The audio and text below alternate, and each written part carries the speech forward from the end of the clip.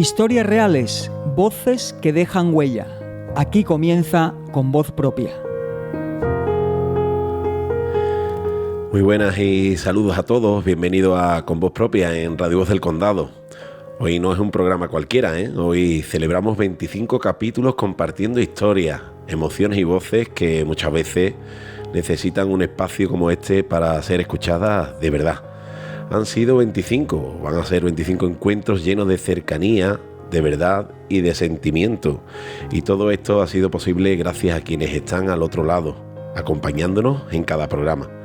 Así que hoy abrimos este espacio con un poco más de emoción, con mucho agradecimiento y con las mismas ganas de siempre. Aquí arranca un nuevo programa de Con Voz Propia. Comenzamos. Y hoy nos acompaña alguien que lleva toda una vida entregada a los demás, muy palmerino, de los que sienten su tierra y sus tradiciones, y cofrade cercanos a nuestro Padre Jesús Nazareno, donde encuentra también parte de su forma de vivir y de entender el compromiso. Pero su vocación va mucho más allá. Son ya 32 años dedicados a la Agencia de Emergencias de Andalucía, dentro de Infoca, 32 años en lo que ha pasado por todas las etapas, creciendo desde el esfuerzo, desde el trabajo diario, desde el sacrificio que muchas veces no se ve. Hoy es técnico de operaciones de la Brigada de Refuerzo contra Incendios Forestales, un trabajo duro, exigente, pero profundamente humano, donde cada día se pone al servicio de los demás, protegiendo lo que es de todos. Detrás de un uniforme hay una historia de entrega, de valores y de corazón. Hoy en Con Voz Propia tenemos el privilegio de escuchar a Juan David Martínez. Le damos la bienvenida. Juan David, muchas gracias. Muchas gracias a ti, buenas tardes y gracias por la presentación. Lo dicho, ¿no? Gracias por aceptar esta invitación al programa. Creo que debía de estar aquí sentado en este estudio porque tiene mucho que contar y también mucho desconocido por la gente, como es tu trabajo.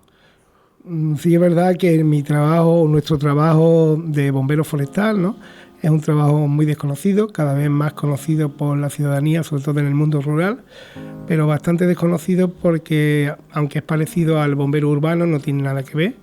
El bombero urbano se mueve en sitios confinados, en ciudades, en pueblos grandes, pero nosotros nos movemos en espacios abiertos, dentro del medio natural, donde, digamos, tenemos que priorizar lo que son las personas, las instalaciones, cortijos, urbanizaciones, que eso ahora está más de moda con los interfaces, y sobre todo con el monte, con la naturaleza, que también tenemos que priorizar las zonas, digamos, de máxima reserva, de máxima protección, como puede ser el Parque Nacional de Doñana, Sierra Nevada, parques naturales.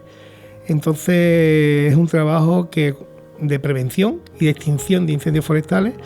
Ahora con la nueva agencia de Andalucía de emergencia, pues entramos en todo tipo de emergencias y somos el músculo a nivel, digamos, de medio humano de la agencia, pero nosotros interiormente pues nos consideramos como el apellido que digo, Infoca, ¿no? Incendios forestales, y estamos especializados en Infoca. Has hablado y has comentado una palabra que quizás sea la más importante de todas, prevención, ¿no? Totalmente. Cuando hablamos de incendios nos quedamos siempre en la extinción, y la prevención es más importante que la extinción. Normalmente cuando empezamos nosotros, antes de que existiera el Infoca, que antes del Infoca pues había lo que era la prevención y la extinción de incendios forestales, ya en los años 80, pero la prevención, la extinción eran 3 meses, lo que era la campaña de verano. Nosotros ya lo que es la extinción, Andalucía es muy grande, el clima, la orografía es diferente. Ahora, por ejemplo, en estos meses de febrero, marzo y abril, aunque muchos cuando lo comento no se lo crean, el peligro lo tenemos en Almería, en la parte este de Granada, porque es una zona seca, donde llueve poco, donde el esparto y el viento hace que se quemen grandes cantidades de hectáreas. Y entonces la prevención es fundamental.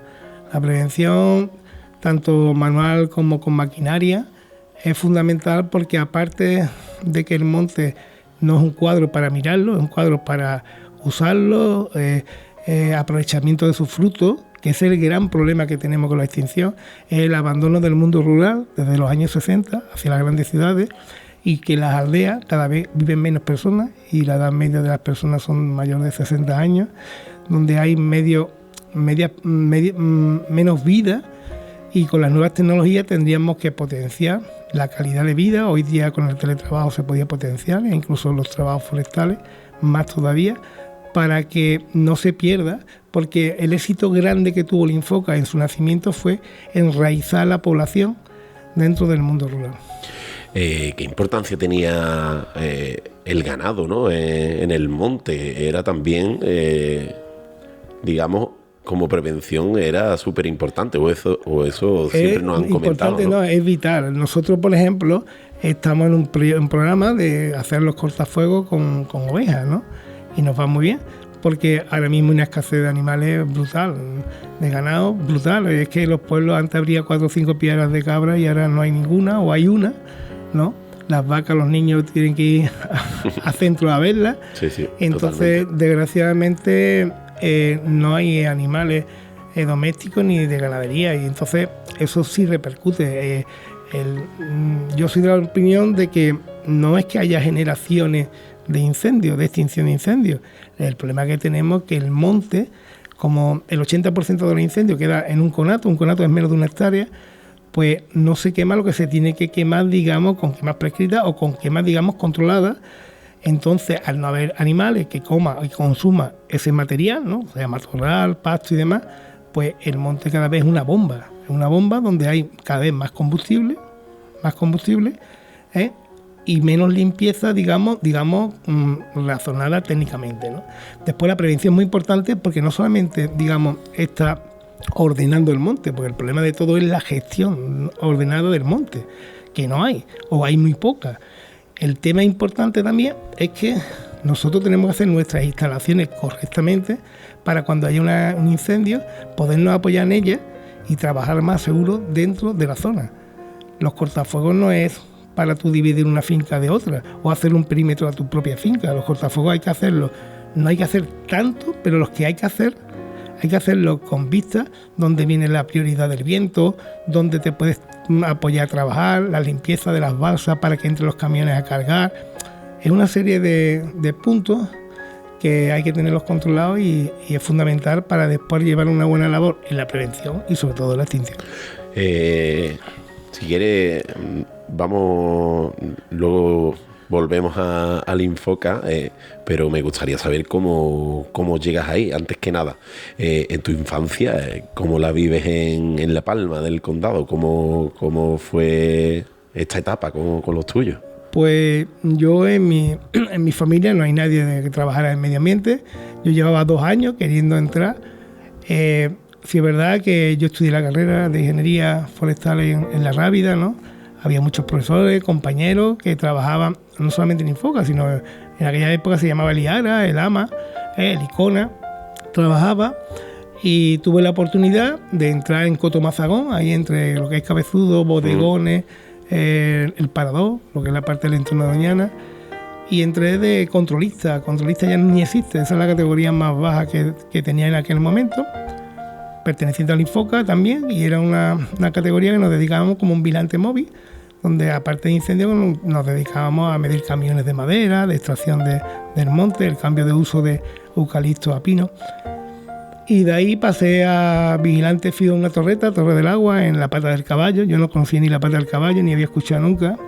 Y de ahí pues he pasado por todas las categorías de incendios a lo largo de los 7 primeros años, y a partir del 8º pues ya cogí la plaza de técnico de operaciones, que empecé en Valverde y en el Murcio. Después me fui a Alcalá de los Gazules, Cádiz, que por cierto me hubiera quedado si no hubiera sido tan palmerino. Tenía un equipo muy bueno y estaba muy bien.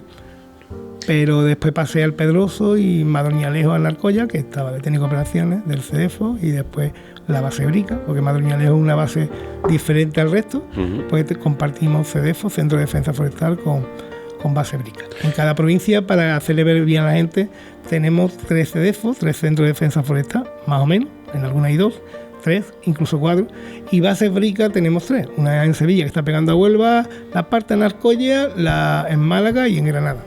Imagino que en 32 años ha cambiado lo que es el monte, el tipo de arboleda, o está, digamos, lo que estamos viviendo, ¿no? el mundo, ¿no? Los cambios que está sufriendo en esos 32 años, ¿se ha hecho visible en el monte? Hombre, ha cambiado muchísimo. No solamente el monte, hemos cambiado nosotros, la forma de trabajar, las tecnologías, ha cambiado muchísimo. Yo entré en mi trabajo sin conocerlo y yo lo digo, que cuando uno entra ahí está, o te gusta o no te gusta. En Infoca o en EMA no está por estar, porque no podría estar. Puede estar unos años por necesidad, pero al final vuela, te vas. Y yo me enamoré de mi trabajo y es que la suerte que he tenido en mi vida es que trabajar en lo que te gusta y encima no lo conocía, pues me vino muy bien. Después aprendí mucho porque los 7 primeros años siendo ingeniero yo era, digamos, entre comillas, el que había estudiado dentro de un equipo de trabajo que ahora dentro de 4 o 5 años nos vamos una generación completa, que tenían estudios primarios, tenían estudios mínimos, pero eran catedráticos del trabajo que realizan en el monte, porque lo habían mamado desde pequeño. Hoy día la mayoría de los chavales, y hombres y mujeres, pues vienen muy preparados, de formación espectacular, pero práctica, adiestramiento, conocimiento del terreno y trabajo en el campo, pues no vienen, prácticamente vienen cero. Entonces nosotros estamos haciendo hincapié para que el problema que hemos tenido, que mucha experiencia que hemos tenido ha ido al contenedor, para que por lo menos en estos años que nos queda, 4 o 5 años, que nos queda a toda una generación completa que empezamos antes que el Infoca, pues se quede incrustado, porque es fundamental en nuestro trabajo el conocimiento del terreno y sobre todo el trabajo práctico.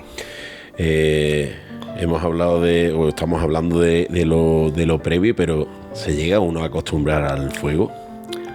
Pues uno se acostumbra al fuego, lo que pasa es que es importante respetar, no el miedo, porque todos llevamos miedo, ¿no? Pero tú llegas a un momento que te acostumbras a vivir con él. Se pasa de un enemigo a un amigo, ¿no? Sí es verdad que cuando entramos por primera vez, tú internamente observas, y no es que te rías, pero observas cómo la persona, pues es normal, ¿no?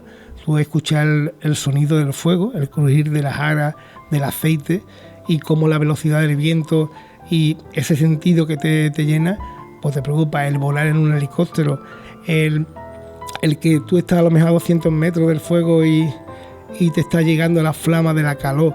O sea, son sentidos y momentos que tú vas cogiendo experiencia. Sí es verdad que todos los incendios, o sea, los incendios no son ninguno iguales, pero sí hay patrones parecidos y te vas acostumbrando. Andalucía es muy grande, normalmente se trabaja provincialmente, pero nosotros somos un medio regional, entonces no tiene nada que ver Andalucía occidental con Andalucía oriental, no tiene nada que ver a lo mejor Cádiz, Málaga con el estrecho, claro. Que Jaén arriba, digamos, pegando a la parte de Almería, Murcia.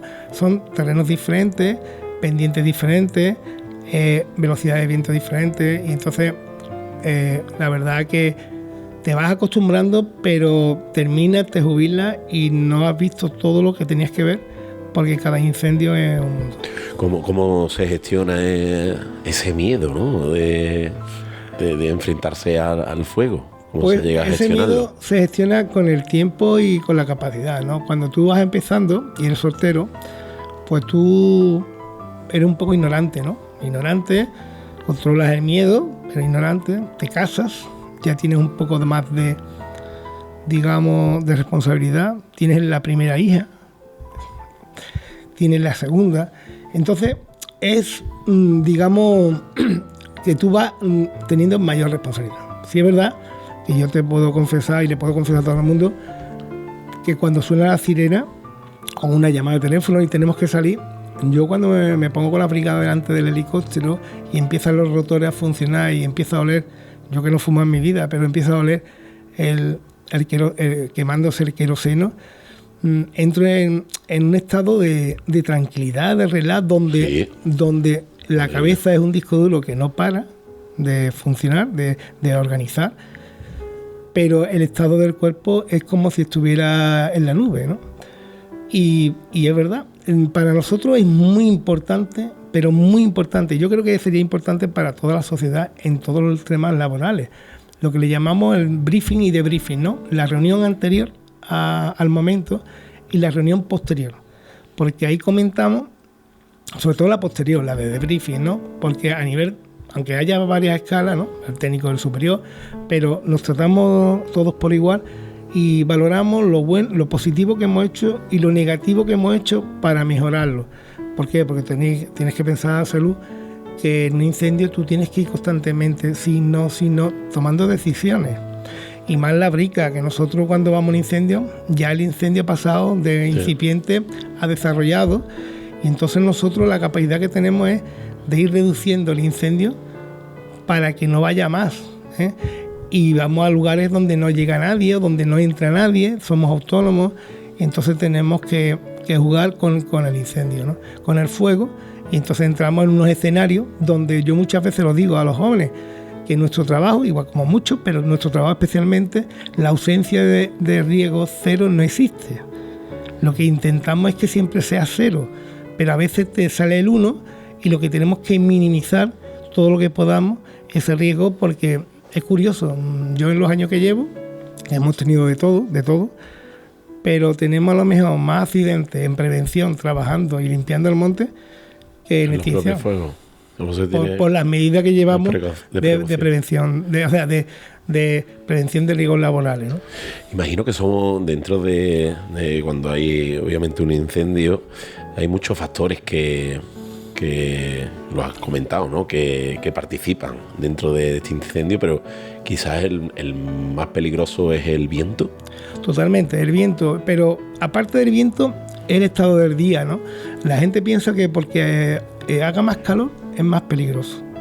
No, el día más peligroso es el inestable, la inestabilidad atmosférica. La atmósfera funciona mucho, es muy importante en el incendio.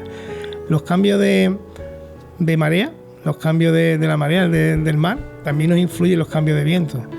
Y el viento es el factor más importante porque es el que te hace más desarrollar y te puede cambiar el viento, y entonces estamos hablando de un movimiento circular, ¿vale? También afecta, por ejemplo, la orografía, por supuesto, la vegetación, lo que se está quemando. No tiene nada que ver, por ejemplo, aquí en Huelva el eucalipto y la jara pringosa, que, por ejemplo, en Almería el esparto o en Málaga el matorral bajo, ¿no? Sí es verdad que tenemos una Andalucía tan grande, tan bonita y tan diferente, que en cada sitio la peligrosidad es diferente. Por ejemplo, en Málaga, que es la más parecida a Valencia con la Dana y demás, el problema que tenemos que, aunque la gente se crea que Málaga es playa, es que la Sierra de Málaga está prácticamente en la playa. Claro, entonces allí, aparte de la orografía y la piedra, tenemos las distintas direcciones de viento. En el estrecho, a veces cuando yo trabajaba en Cádiz, un viento era amigo y un viento era enemigo. Incluso el viento te apagaba el incendio, ¿no? En la parte de la baja de la zona de los arcos locales. Eso te lo va dando la experiencia, que aunque muchos no la vean como importante, pero la experiencia es fundamental y es un grado. Hemos hablado del miedo, ¿no? Y cuando te casas, cuando tienes una hija, tienes otra... ¿Qué piensan ellos o qué siente cuando su padre o su marido le dice: hoy hay un incendio y hay que actuar? ¿Cómo lo llevan? Pues ese es el tema. Tú has puesto el dedo en la llaga. Ese es el tema, porque el que trabaja en incendios en el fondo es egoísta. Egoísta porque no es egoísta, pero a ver si yo me explico. Detrás de esa familia y amigos sufriendo. Entonces la familia está deseando que lo deje, que te vaya a un puesto secundario, una segunda actividad. Y es normal, porque tú te vas, nosotros nos vamos, y yo sé cuándo salgo de casa, pero no cuándo llego, y si voy a llegar. Lo normal es que llegue, pero nosotros podemos estar 3 días fuera, volver 12 horas de descanso y volver otros 3 días. Entonces, por ejemplo, hace 2 años, en los Guajares en Granada estuve yo 6 días seguidos allí, 6 noches, ¿no? Entonces, al final, la familia, tus padres, tus hermanos, todo lo que te rodea, tus tíos y principalmente tu mujer, es la que, ahora también tus hijas, ¿no? Pero antes tu mujer, porque al final tu mujer es la que comparte tu vida y es la que te conoce y es la que sabe que cuando te acuestas el cuerpo ya... Gracias a Dios he pasado la línea, que ahora hablaremos del tema mental y del estrés, pero es la que sufre porque lo estás viendo las 24 horas, pues nosotros trabajamos 24 horas y sabe lo que estás viviendo y ya te va. Ella, yo lo digo abiertamente a mis compañeros, mi mujer sabe más del Infoca que la mayoría de los que trabajamos en Infoca. Nos conoce sin conocernos, claro. Los teléfonos, el ordenador, las llamadas, las situaciones. Muchas veces ella se entera antes de un incendio que yo, porque yo no miro en los incendios de las redes sociales, tenemos vía interna, ¿no? Pero están más pendientes, entonces, claro. Lo teme más. Yo ¿no? sé que cuando me vaya de Infoca o de EMA, la que me va a hacer una fiesta es la mujer. Pues, imagino, ¿no? Que al final del día esperando esa llamada de que, oye, todo está bien, ¿no? Claro, nosotros, yo no suelo llamar mucho, yo le pongo un WhatsApp y punto, me refiero porque estoy concentrado en muchas cosas y uno cuando va de técnico de operaciones de una brigada no solamente va con las brigadas, también está pendiente a los pilotos, a los helicópteros, a la situación, a los cambios. Ahora ya tenemos compañeros analistas que nos van mandando situaciones, se van adelantando a los cambios. Después tenemos los coordinadores de medios aéreos arriba que también nos van contando la película, porque esto es un equipo, esto no es un individual, esto es un equipo engranado que funciona, funciona muy bien porque llevan muchos años, claro. y con las tecnologías pues es fundamental. Y la coordinación es brutal porque yo muchas veces la seguridad mía, aunque yo intento no llegar a ese escenario, pero a veces la seguridad mía es de otros compañeros. Pues nosotros trabajamos, para que tú te hagas una idea, como un dominó, ficha de dominó, donde tenemos que ir engarzados uno con el otro. Claro. ¿Qué es lo más peligroso que has vivido? Que nunca pues yo lo más peligroso que he vivido, hombre, lo he vivido varias veces, es el atrapamiento. El atrapamiento es lo más complicado. Sí es verdad que últimamente los atrapamientos que he tenido ha sido, digamos, queriendo uno, ¿no? Porque es la seguridad. Tú tienes que saber que nosotros siempre tenemos una o varias rutas de escape. Y la primera ruta de escape es la zona quemada, la zona negra. Mientras que no haya buen oxígeno. Uh-huh. Porque la gente lo que no sabe que nosotros no tenemos el problema o no fallecemos quemados. Nosotros es ahogado, o sea, nos quedamos sin oxígeno, como si te ahogaran en el mar, ¿no? Después te quema y te puedes quedar calcinado, pero es ahogado. Entonces nuestra zona primera es la zona negra o zona quemada dentro que se pueda estar. Claro, pues una ruta de escape muchas veces, o algunas veces nos hemos quedado dentro del atrapamiento, pero queriendo, ¿no? Pero las dos primeras veces que me quedé, o que nos quedamos sin uno querer, ¿no? Pues son momentos muy duros, donde tú tienes que estar muy concentrado, tener fe, ¿eh? Yo lo digo, yo soy un hombre que voy dopado en el aspecto de que para mí mi vida es Padre Jesús. Y ahora hablaremos de y las dos advocaciones, que fíjate lo curioso, ¿eh? Las dos advocaciones potentes de Virgen que yo tengo, pues va con el 112, se llama Socorro y Auxilio, Auxiliadora y Socorro, ¿no? Entonces, lo que he aprendido es que cuando tú estés en un momento duro, donde tú sabes que tienes que tomar decisiones muy complicadas y eres responsable de un grupo importante, pues tienes que estar lo más tranquilo posible. Y tienes que mirar todas las posibilidades y tomar junto con personas, por ejemplo, jefes de grupo y demás, escucharlo, aunque tú tengas la última decisión y tomar las decisiones que tomamos nosotros, que gracias a Dios nos salió bien. Es complicado, ¿no? Tomar esa decisión, ¿no? Es complicado. Ahora, eso sí, en nuestro trabajo hay dos cosas que yo siempre lo digo. Lo más bonito que hay es cuando tú haces el trabajo realizado bien, un buen trabajo, ¿no? Y tú no conoces a nadie, ni ellos te conocen porque tú vas vestido de romano, como decimos, ¿no? Pero en la mirada de las personas de agradecimiento por el trabajo, porque esto es un servicio público, esto no es impagable. Si las personas tuvieran que pagar el incendio, o sea, la extinción de incendios, es imposible, ¿no? Pagan una parte mínima, además insignificante. Pero esto es un servicio público, entonces nos quedamos siempre con el trabajo bien hecho, con la mirada de esas personas, el agradecimiento que le hemos salvado su vida, lo que ha hecho toda su vida, sus instalaciones, su cortijo, ¿no? Y lo peor de nuestro trabajo, que también lo he tenido que vivir, lo peor de nuestro trabajo es enterrar a compañeros. O sea, tener... Qué duro eso, ¿no? Eso es muy duro, eso es muy duro. Entonces, nuestro trabajo, aparte de que la edad es muy importante, y el físico, ¿no? Yo, gracias a Dios, he sido poco de gimnasio, aunque tenemos el gimnasio allí, pero he sido deportista de joven, tenista, como muchos me conocen. Entonces el físico es importante, la edad cada vez pues te va limitando, pero para mí lo más importante en nuestro trabajo, y en muchos trabajos, pero sobre todo en nuestro trabajo, es la mental, la psicológica.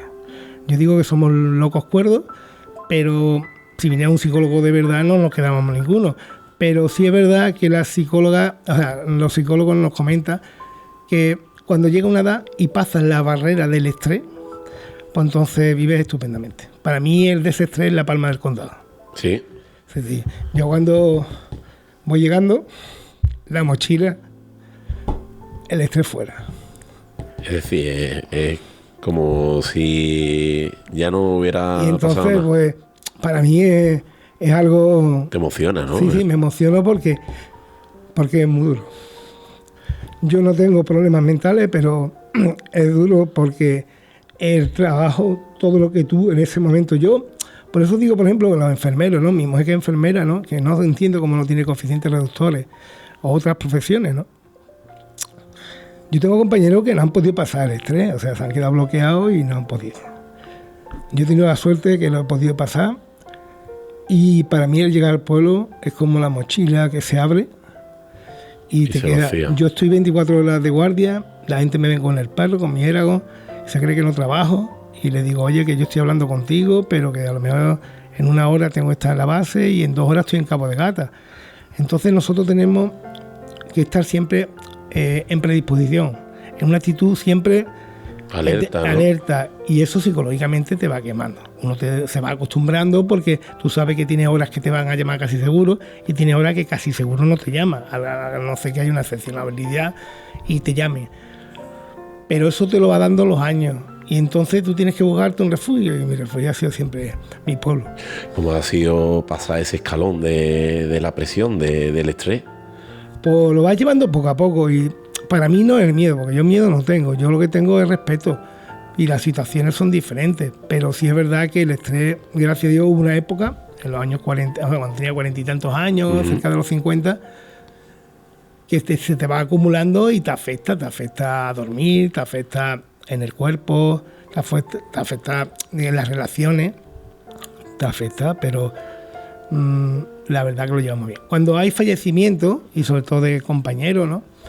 Pues te afecta, es como un duelo, es como cuando se te muere un ser querido y tienes que pasar un duelo, y no solamente tú, lo tienes que pasar todo tu equipo de trabajo, porque cada uno le afecta de una manera, ¿sabes? Claro.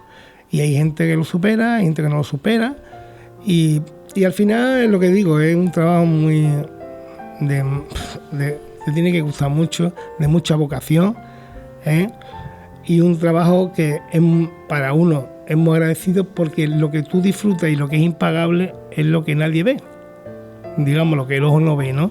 O sea, las pequeñas cosas que tú es lo que te queda y lo que tú disfrutas y que nadie te va a pagar.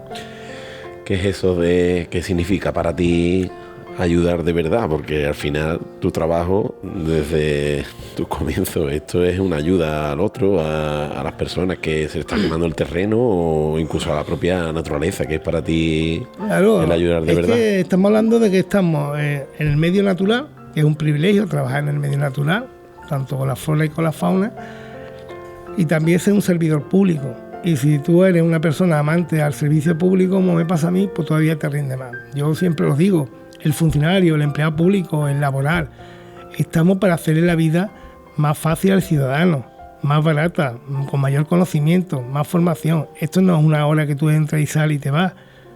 Por eso me duele tantas veces muchas cosas que veo que a veces no tienen la culpa los dirigentes, a veces sí. Pero sí tenemos que tener cada uno un examen de conciencia, de que nosotros aportamos a la sociedad lo que de verdad cobramos de ella, ¿no? Y eso es fundamental.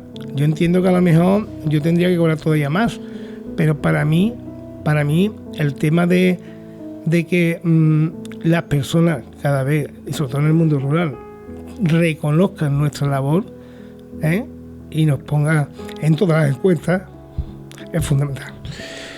Desde aquí te felicitamos a ti y a todo tu equipo, ¿no? El trabajo que hacéis, que que bueno, que siempre lo echamos a ver cuando viene incendio, pero es que ya estamos viendo que eso es durante todo el año, ¿no? El tema de la prevención y todo lo que significa, pues, el trabajar en este tipo de trabajo.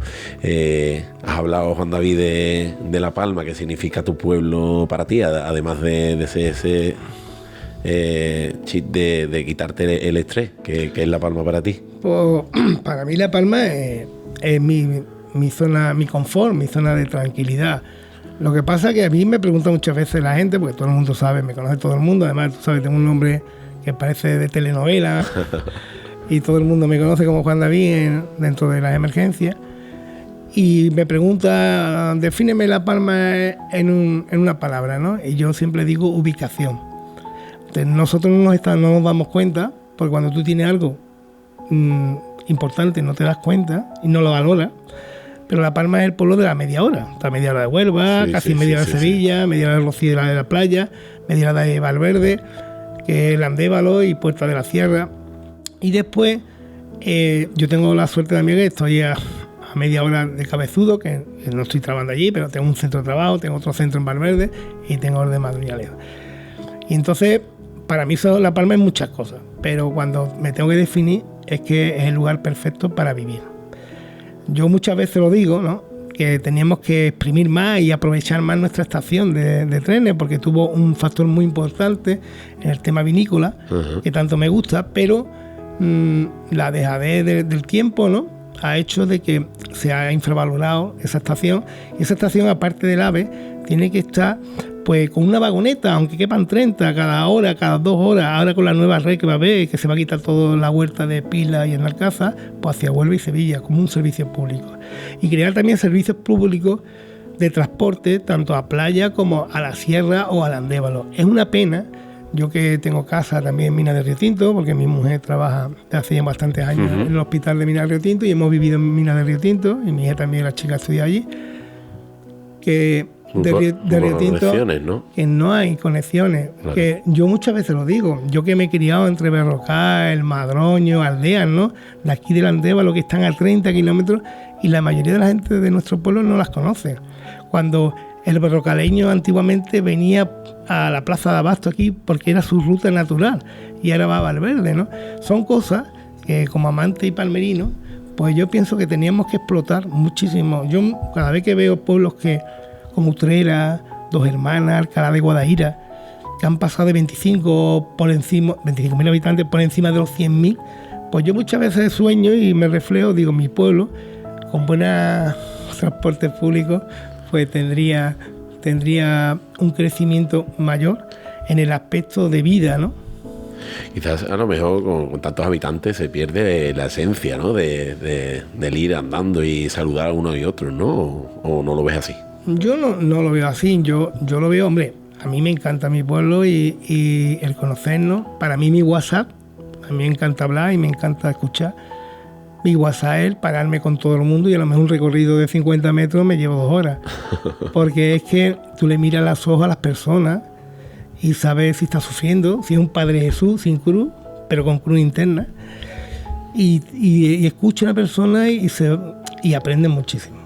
Pero yo pienso que el que haya más gente o el que haya más vida no te tiene que afectar. Eso, lo que sí nos puede afectar un poco es en que a mí me gustaría que la riqueza que da el pueblo, que son los estudiantes, porque La Palma es uno de los pueblos con mayor estudiantes, digamos, finalizando estudios superiores de carrera de la provincia de Huelva, pues se pudieran quedar a vivir en La Palma. Porque yo tenía claro que iba a vivir en La Palma, pero hemos hecho unos sacrificios muy grandes. Yo vengo a dormir y vivo en La Palma, mismo igual, pero nosotros trabajamos fuera. Entonces, a lo mejor aquí no es cantidad, aquí es oportunidades, pero que al final tiene que ser parte de nosotros, bajo mi punto de vista, porque la sociedad en general está acostumbrada a que alguien le mueva el árbol para ir todos coger las nueces. Entonces aquí no hay que esperar que alguien te mueva el árbol, tú tienes que mover el árbol, tú tienes que crear y nada más. O sea, yo lo veo así.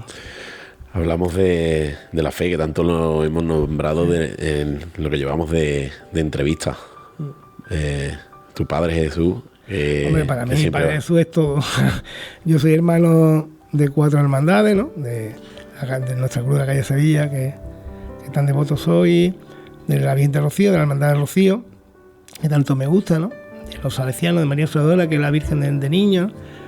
Pero para mí, nuestro Padre Jesús, la Virgen del Socorro, la Hermandad, ¿no? Pero sobre todo el rostro de Padre Jesús, para mí lo es todo. O sea, yo entré en la iglesia de Monaguillo con 8 años y he estado toda mi vida alrededor de la iglesia, de las hermandades. Fui cofundador del grupo joven de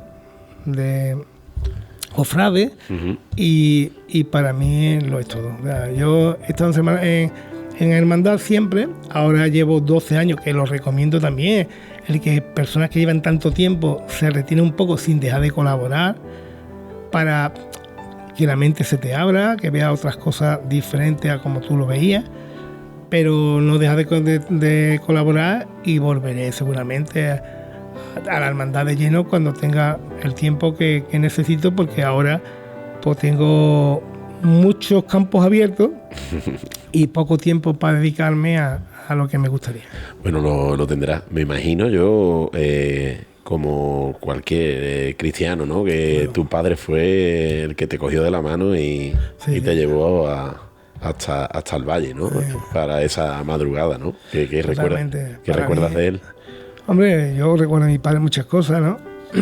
La madrugada para mí es como... Para mí hay 2 momentos en el año, hay varios, ¿no? Está el traslado de la cruz, está el camino del Rocío. Pero hay 2 momentos que para mí me llena el pulmón para todo el año, que es el Día de Reyes, por la tarde, allí delante del Señor. La gente está con los reyes, la bulla y demás, y allí tranquilo, mirando un ratito. Eso me da mi vida. El besapié de la función principal del Señor, que no todo el mundo sabe que era un triduo, era un quinario, donde empezaba el 1 de enero y la función era el día 6. La Epifanía. Y después, hombre, para mí la madrugada es, como dice nuestro amigo David Limón, una madrugada es que es una vida entera, o sea, que te lleva todo. Yo hace 2 años lo pasé muy mal, porque tú piensas que yo no fallé nunca en una madrugada, y me cogió un incendio un Jueves Santo. Madre mía. En Tarifa, ¿no? Y entonces los compañeros me dijeron: oye, Juan, tú te vas a las 11 de la noche, sabemos que sale a las 5, yo lo tenía todo organizado y todo preparado para salir de Tarifa a las 10, a las 11 de la noche. ¿Y qué pasó? Que hubo un problema, y claro, uno es responsable, uno es profesional, y yo no me podía venir. Y entonces, pues, lo que me pasó es que estaba en el incendio y estaba viviendo cada momento. ¿Sí? Madre mía. Estaba trabajando en el incendio y veía, digo, pues ahora está en tal sitio, ahora está en otro, ahora está en la sexta. Te estabas imaginando la madrugada. Y fue bonito y sinceramente fue una estación de penitencia diferente. Y tan diferente. Tu padre fue hermano mayor de la hermandad. Sí, fue hermano mayor, fue antes directivo, y en aquel momento estaba la hermandad en horas bajas, y entonces pues entramos un grupo y estuvo 9 años, un grupo de personas ya de una cierta edad, y formamos grupos jóvenes, colaboradoras, y la verdad que se hizo un trabajo muy potente, se trabajó mucho. A mí me cogió en una época entre comillas mala, era muy buena, pero claro, tú tienes que pensar que sacrifiqué mucho a la familia y sobre todo a mi mujer. Teníamos una niña de 2 años, la otra venía en camino, y una hermandad, cuando te metes de verdad, te absorbe, ¿no? Te absorbe muchísimo tiempo, y sobre todo si eres una persona así como nosotros, que no paramos, que cuando nos gusta algo, pues no hay tiempo. Has hablado de esos momentos en silencio frente a Padre Jesús. ¿Qué sientes en esos momentos? Hombre, para mí, es que yo lo digo abiertamente. A mí me dijo una vez Lourdes Morgado, y siempre no se me olvidará, que el problema que tenemos ahora mismo, y es verdad, de la sociedad, es que, y sobre todo en el mundo cofrade, es que hacemos ordinario lo extraordinario. Y a veces a lo mejor no hace falta salir a hacer tantas manifestaciones públicas en la calle, y sí a lo mejor estar más colaborando y estar presente en los cultos que hacen las hermandades durante el año. ¿vale? Entonces la fe es muy importante y la formación cristiana y el tú, aunque vayas menos a la iglesia por tu trabajo, por tu profesión, porque te encuentres fuera, pero el tú tener conocimiento de lo que haces, el por qué lo haces y el tener fe en tus imágenes, en tu devoción, porque la Semana Santa o la iglesia no es, sí, que es cultura, por supuesto, pero que es religiosidad, es que no es un teatro en la calle, ni es un hobby, como se dice, es que es mi hobby o es mi afición, ¿no? Entonces yo lo que veo es eso de que yo en esos días, por ejemplo, que te comento que estoy con el Señor, ¿no? Y me pongo a solas, pues a mí me da vida y me da vida y rezo, por supuesto. Y yo sí es verdad que en los 32 años que he estado en incendio, como te has dicho, en prevención y extinción, nunca he ocultado ser cristiano, ¿eh? Yo me acuerdo, te voy a contar una anécdota para que te rías. Sí, a ver. Cuando yo estaba de técnico en el Mustio, que es un término municipal de Anoche, en el Mustio, nosotros trabajábamos de lunes a domingo, nos quedábamos en la base, y llegaba el domingo y le decía yo al emisorista, oye, mira, que voy a bajar a la misa a las 11 sería, a las 10:30 de las 11 de la mañana, porque allí pues los sacerdotes van de pueblo en pueblo una hora. Sí, tenían las horas de misa concretas. Y la gente se quedaba flipada. La gente alucinaba. Te estoy hablando de hace 30 años o 25 años. Flipaba, ¿no? Decía, ¿qué está diciendo? Digo, no, que venía a la iglesia. Y a lo mejor llegaba a la iglesia y conocía al cura, porque tú sabes que hay muchos curas de aquí de La Palma o gente conocida y demás. Y a lo mejor iban 4 personas mayores, que le llamaban las beatas, y yo iba y claro, pues eso al final, el tener la personalidad, a mí me ha venido muy bien. Porque en estos trabajos de grupo en todos los trabajos de grupo y en el deporte, yo lo digo muchas veces, yo estoy harto de tener muchísimos jefes y muchísimos jefecillos, pero tengo muy pocos líderes. Y muchas veces sin personalidad ninguna. Exacto. Digamos. Entonces alguien me pregunta muchas veces, oye, ¿qué diferencia hay? Pues es tener personas, y no solamente eso, sino tener personas también a nivel de trabajo, personas que te digan alrededor tuyo lo que tú no quieres oír o lo que nadie te dice. Eso es importantísimo, porque es el crecimiento. Más importante, en la parte más importante quizás, ¿no? Para claro, ese crecimiento personal. Es el crecimiento, por eso te decía antes lo del debriefing y lo de las reuniones posterior a un incendio, es el crecimiento que tú haces como persona a nivel laboral. Pues aquí es como que tú al final te vas creando un liderazgo en que las personas confían en ti. Y entonces a lo mejor no te dan las oportunidades que tú deberías tener, ¿vale?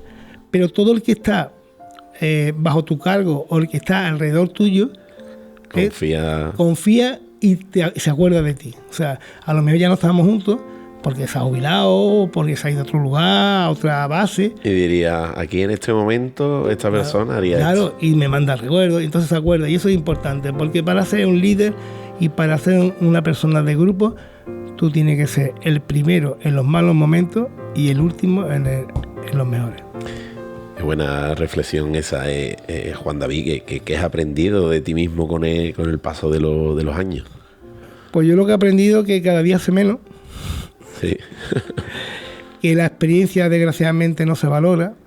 Tú fíjate que la administración, y esto no voy en contra de nadie y voy en contra de todo, porque yo soy una persona que cuando me jubile pues me callaré, pero mientras que he empezado hasta que termine pues hablaré para crecer y para construir, no para... He colaborado con todos los partidos políticos, con todos los sindicatos, no soy afiliado a nada, pero sí te quiero comentar de que lo que he aprendido es que una persona, el sistema, al final el sistema corrompe a la persona, Salud. Fíjate lo que te voy a decir.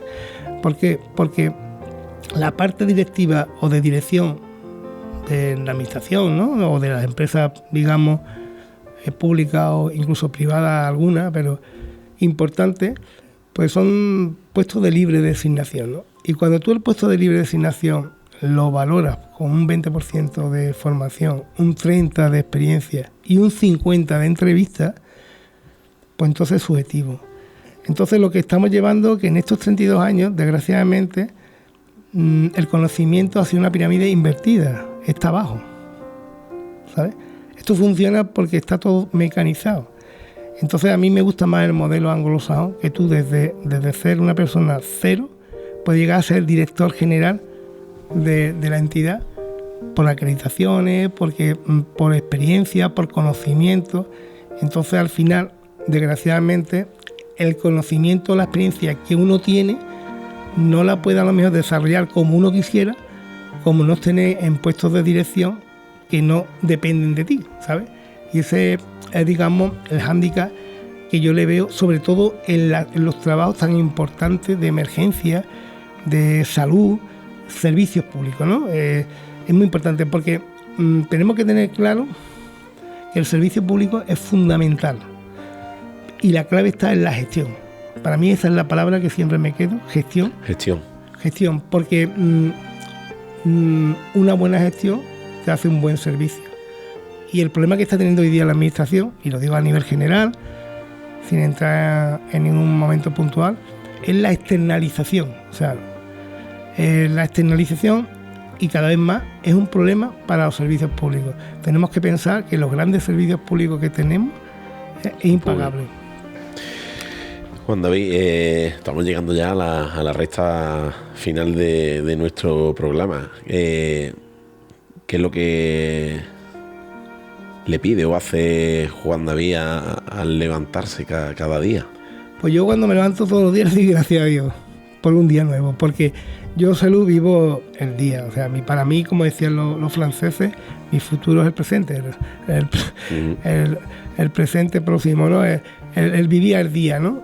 Y yo le doy gracias a Dios por un nuevo día. Le doy gracias a Dios porque soy un privilegiado dentro de mi inconformismo, por crecer, por amar mi profesión y por tener buena familia. Tú sabes que al final todos los días hay problemas, ¿eh? En todo el mundo tenemos nuestra historia, y por eso te digo, mis palabras siempre han sido gestión y necesidad, porque yo veo a las personas no por la palabra, sino por los hechos. Yo veo a la persona no porque me expliquen muy bien las cosas, sino porque en el problema, cuando veo un problema, cómo gestiona esa necesidad, ese problema, ¿no? Y después lo que me pido todos los días es paciencia, porque es una virtud maravillosa, que antes no la tenía y ahora la tengo, y sobre todo vivir en paz. Yo cada día evito, sufro con la mentira y con la injusticia, no la soporto, pero a veces la tengo que hacer larga porque no veo a lo mejor el enfrentamiento en ese momento, el nivel que tendría que tener, y hay que vivir en paz, ¿no? Lo que sí es verdad que no lo acepto, o sea, yo puedo respetar, pero no aceptar, y eso lo tengo clarísimo. Pues has dicho muchas palabras que hay que tomarlas, ¿no? De la forma como lo has dicho. Estás proyectando ya tu recta final laboral. ¿Qué crees que te queda todavía por vivir o por cumplir? Pues a mí me gustaría terminar, ¿no? Ya me quedan, yo creo que seré, porque yo era el niño, y cuando me jubile, pues seré la generación ya última de los que vimos nacer el Infoca, ¿no? Y yo, pues quedarme en mi pueblo, vivir, yo tengo un montón de cosas, mis animales, mi viñita, mis amigos, mi pueblo, mis tapitas. Te digo que vivimos en un sitio privilegiado que no lo valoramos. Y crear positividad. Y sobre todo, a lo que me voy a dedicar, y lo he dicho, aparte de vivir en el mandá, que es lo que me gusta, y vivo y lo siento, es seguir asesorando, formando a toda esa juventud o todas esas personas que quieren meterse en este mundo de emergencia, porque como yo he tenido unas necesidades que no me han llegado, que desgraciadamente no me han informado y ha sido todo a base de porrazos, pues es una forma de, no es rencor ni venganza, es una forma de justificar lo que no he tenido por los demás. Entonces me llaman muchísimas personas para formación, para asesoramiento, y muchas, la mayoría ni la conozco. Y es una forma como, es un pago a la sociedad para que la información no se quede en unos pocos. Qué bonito. Y llegue para todos. Me da un gesto bonito, el poder transmitir, ¿no?, los conocimientos que tú has adquirido con el paso de los años. Bueno, y ya para terminar, Juan David, un deseo, ¿no? Siempre intentamos al entrevistado, ¿no?, que formule un deseo final en esta entrevista. ¿Cuál sería el tuyo? A ver. Pues mi deseo es que seamos más positivos. Que seamos más positivos, más proactivos, y sobre todo que cuando vayamos a hablar, la palabra que más me encanta es la empatía. Que seamos empáticos, que no juzguemos a la persona porque salimos viendo el 6, pero nos falta ver el 9 también, ¿sabes? Y lo que le digo a muchas personas aquí, todos cometemos errores y yo el primero, y lo cometo mucho al día. Pero sobre todo cuando tú quieras algo, hazlo. No esperes que te lo hagan. Muchas veces, por ejemplo, ahora hablo del pueblo, ¿no? Oye, si tú tienes la capacidad de hacer algo, hazlo, propónlo, muévete, no te quedes en el sofá. Hoy es fácil, desde un sofá, desde un móvil, porque al final las opiniones, digamos, si no tiene todo cerrado y hablado, hacen daño, ¿no? Y después no es lo mismo, ¿sabes? Entonces mi deseo es que seamos positivos y que seamos sobre todo empáticos, que al final, como decía mi padre, se disfruta más dando y sembrando que recogiendo. Y es verdad, o sea, al final tú eres más feliz con las pequeñas cosas que tú sabes que le haces feliz a otra persona, e incluso todavía es más feliz si no lo sabes que lo estás haciendo tú. Así es, que es bonita esa reflexión, Juan David. Ha sido un auténtico placer tenerte aquí y esta entrevista que ha sido muy enriquecedora. Gracias. Nada, pues yo estoy aquí cuando necesitéis algo o queréis allí al centro de trabajo o queréis otro ratito, pues lo echamos y del tema que queráis, ¿vale? Muchas gracias. Gracias a ustedes. Gracias. Hasta luego. Y así llegamos al final de este Con Voz Propia. Hoy no es un final cualquiera porque también es un día especial, y lo hemos dicho al principio. Llegamos ya a los 25 programas compartidos con todos ustedes. 25 encuentros donde hemos ido dando forma a este espacio hecho de historia, de personas y de verdad. Y en este capítulo tan señalado hemos tenido el privilegio de escuchar a Juan David Martínez con su vida y su entrega y su manera de entender el compromiso y la vocación. Seamos positivos. Gracias por acompañarnos, a ti que nos escucha en cada uno de estos programas, por hacer lo posible y por seguir creyendo en este espacio. Nos vamos, pero como siempre, dejemos la voz encendida. La radio no para. Hasta el próximo, Con Voz Propia, como siempre decimos, sean felices.